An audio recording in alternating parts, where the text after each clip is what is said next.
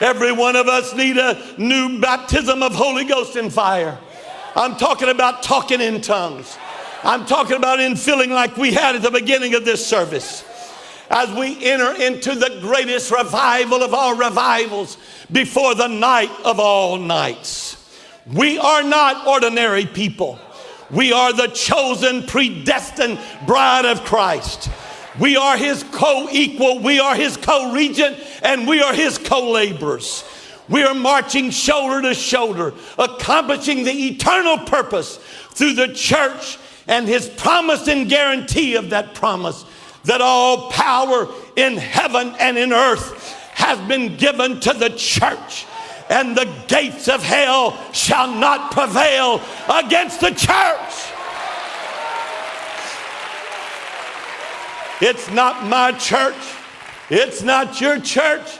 And I've got to watch myself, because when I'm with ministers out of town, I say my church. It's not my church. It's the POA, and it belongs to Jesus Christ. And the church is built on the apostles and prophets, with Jesus Christ himself being the chief cornerstone.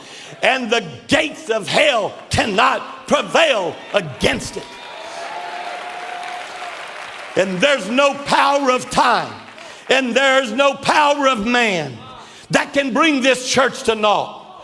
The world-conquering Caesars couldn't stop the apostolic church. The lions in the Colosseums couldn't eat it. The catacombs couldn't kill it. The flames at the stakes couldn't burn it.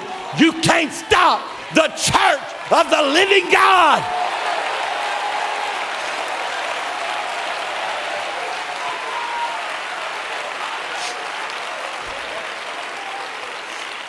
This church is imperishable.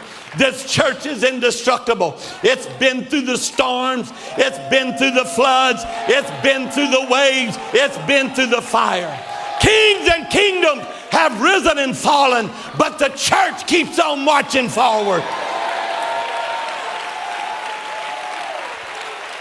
There's been no persecution. There's been no scoffers. There's been no apostasy. There's been no skeptic's pen. There's been no infidel's mouth that's been able to prevail against the church.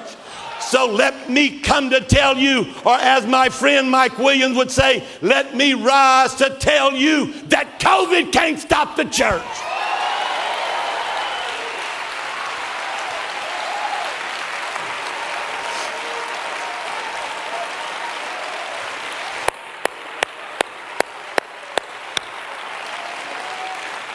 Yes, we've had our toughest year. Yes, we've had our toughest moments. Mickey and I personally with our health. We've had our hardest year as far as our health. But I have to realize we're no ordinary people. We're not living in an ordinary time. And we're not going to have an ordinary BOTT. Last year at our general conference, they gave us all the reports and the thing that happened in 20 and 21, the way God's blessed us. God is not through with this church. And we're not going to heaven in a wheelchair. We're not going to heaven on crutches. The church is going to have the greatest hour that the church has ever seen.